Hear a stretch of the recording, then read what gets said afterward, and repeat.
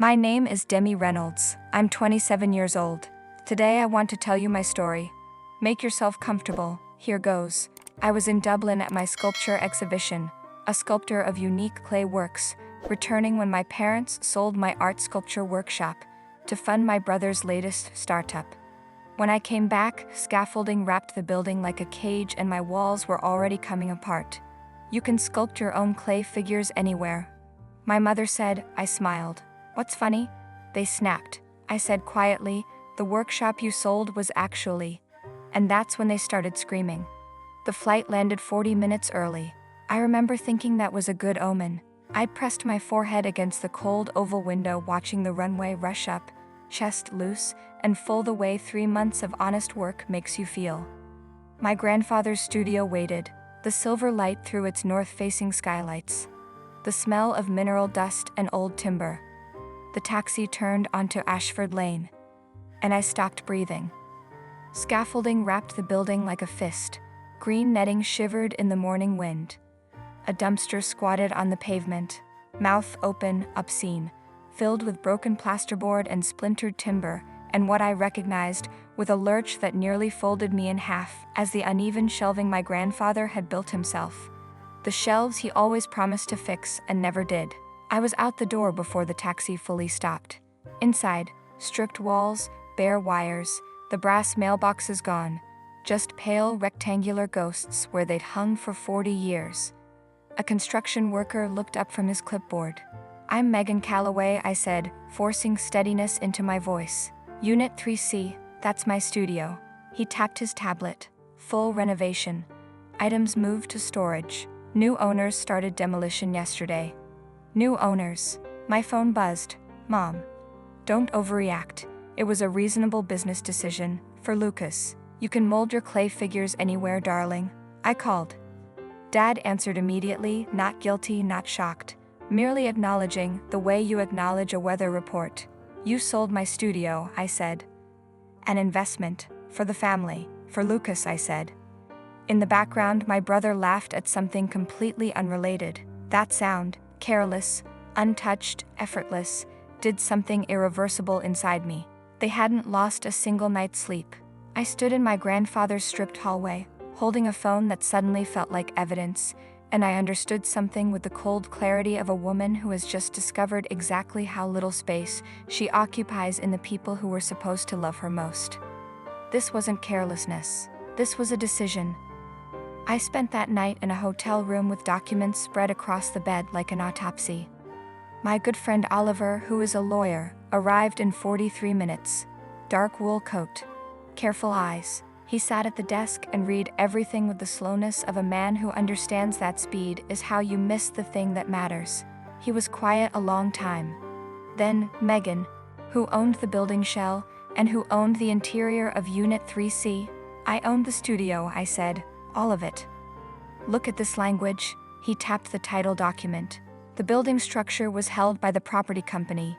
Your parents were made directors after your grandfather died. But the interior, the build-out, the specialist kiln housing, the reinforced flooring, the airspace rights within the unit. He looked up slowly. Those are registered separately, exclusively in your name. The room tilted slightly, meaning they couldn't. Meaning they had no legal authority to sell it. He turned a page toward me. But someone signed your name anyway. Is this your signature? I looked at it for a long time. It had the approximate shape of mine. But my signature always veers left at the finish, an old childhood habit calcified into permanence. This one didn't. No, I whispered. No, he agreed. Then he passed me one final page, a letter, formally typed, attached to the sale documents as supporting evidence. I read 3 sentences and put it down. My hands were shaking. The letter, signed by my mother, described me as an individual with documented emotional instability, prone to irrational decision-making, requiring family oversight of property matters. They hadn't just stolen the studio. They had built a legal argument from my own diminishment. Filed a document with a stranger's hands that turned me from a daughter into a liability, from a person into a problem with a solution. Oliver, I said, and my voice came from somewhere very far away. They didn't just steal from me, they tried to erase me. He looked at me steadily. They tried to make you disposable. Then he did what my family never once did. He opened his folder and acted like what happened to me mattered. In other words, they forged my signature. They called me unstable. They sold my grandfather's inheritance to fund my Golden Brothers startup. And they did it in writing. The injunction filing happened on a Wednesday. By mid-morning, the hammers had stopped. By afternoon, my mother had called 11 times. I watched her name flash and disappear on my screen like something trying to get back inside a house it had already burned down. Then the letter arrived. Not my mother's defamatory letter. I'd already absorbed that one. This was from Lucas' illegal team. 3 pages of dense, weaponized prose arguing that my objection constituted deliberate sabotage of a legitimately executed transaction by someone with a known pattern of erratic behavior. At the bottom, handwritten, cutting through the legal armor like something raw. Megan, please, just let this go. We can fix everything else. Everything else. Not, I'm sorry. Not, I was wrong. Just the quiet confidence that whatever he was offering outweighed what he'd taken. That I was a variable. Variables can be adjusted. 3 days later, they came to my flat. No call, no warning. Simply appearing as though physical presence were itself a legal instrument. My mother swept in first, eyes soft with manufactured concern. Megan, you look exhausted. I've been sleeping fine, I said. My father sat carefully. Lucas stood near the window, phone in hand, armor for when the conversation became inconvenient. We need to settle this, Mom began, warm and reasonable. Oliver handles all contact now, I said. Dad's composure cracked first. We're your parents, Megan. This doesn't need lawyers. You forged my signature, I said. It's already lawyers. Mom pivoted, smooth, practiced, the warmth replaced by something colder underneath. We made a decision under pressure, for this family, without asking me, about my property, because we knew you'd react like this. Not even a flinch. As though my objection to theft was itself the character flaw.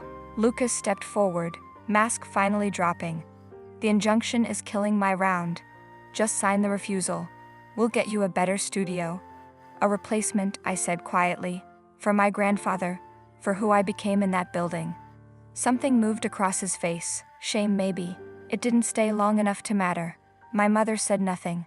That nothing was the loudest thing in the room. After they left, I sat with my hands in my lap and understood something I'd been circling for years. This wasn't a family that loved selflessly. This was a machine, with Lucas at its warm, fed center, and me at its edges, useful until I wasn't. They came to my house, expecting me to give up. They had no idea that I had already decided to win. Oliver called at 7 in the morning. I need you at the site today. Your family requested a meeting. I agreed. My stomach dropped. Oliver. Not a negotiation, he said quietly. A controlled detonation. Witnesses present. Developers, site manager. 2 contractors.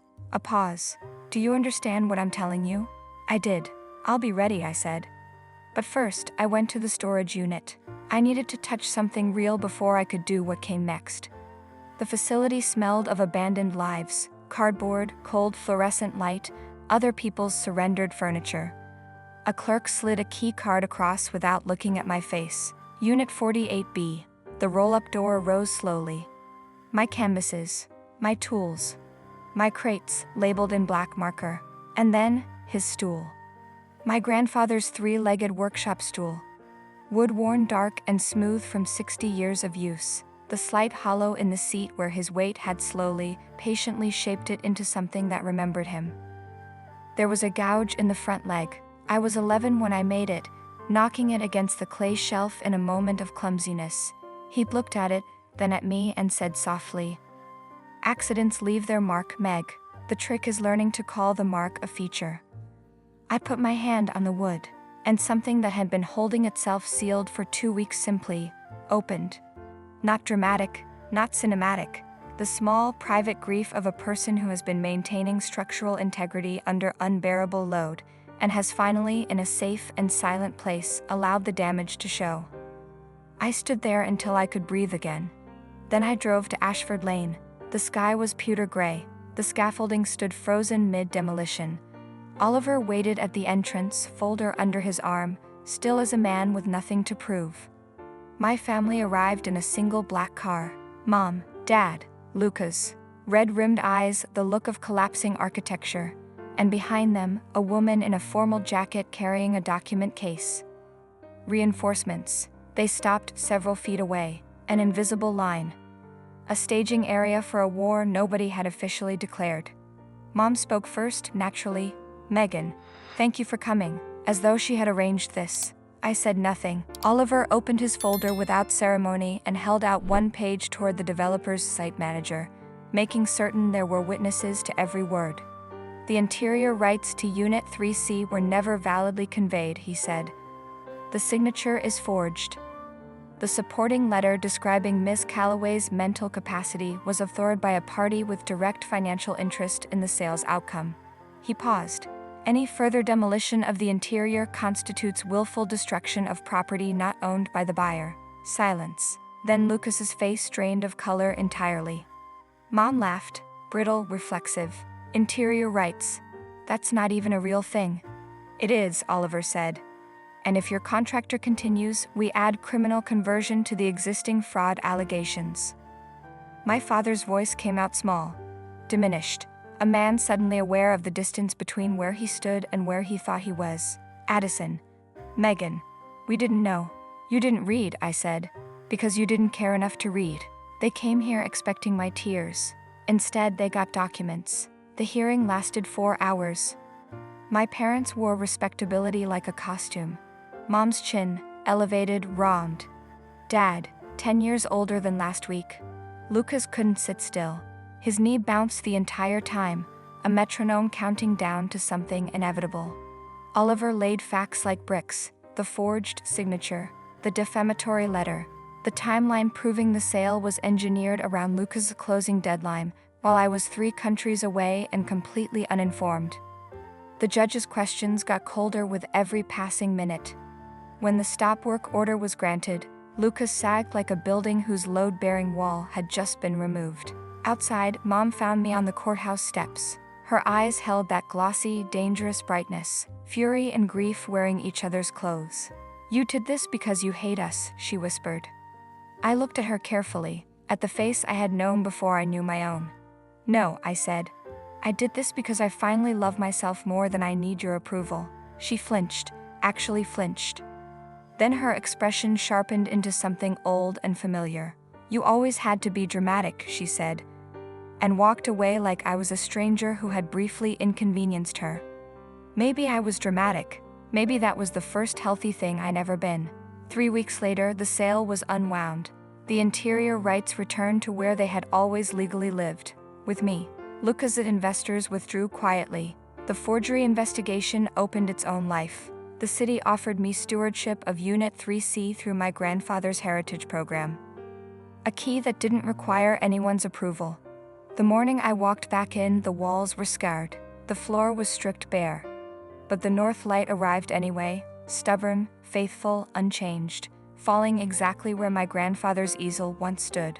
I took a piece of clay out of my bag and sculpted a figure of my grandfather for an hour. They wanted to destroy this place, to erase the memory of my grandfather. I defended this place and protected the memory of him. The clay remembers everything you give it. Turns out, so do I. Friends, what do you think of this story? Write your opinion in the comments. Would you like more stories? Don't forget to subscribe and hit the bell button so you don't miss any videos. See you tomorrow.